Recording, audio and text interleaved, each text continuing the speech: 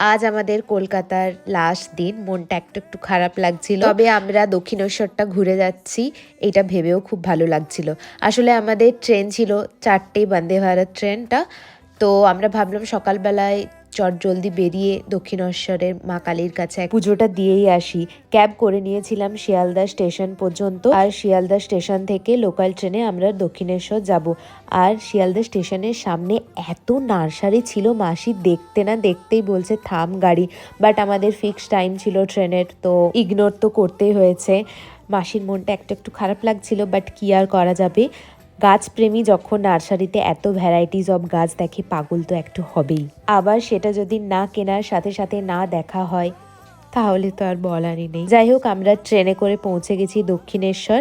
এরপরে যাচ্ছি মা কালীর মন্দিরে। স্টেশন থেকে নেমেই সোজা গেলেই মা কালীর মন্দির তোমরা দেখতেই পাবে। আর ব্রিজের মতো একটু যেতে হয়, যেখানে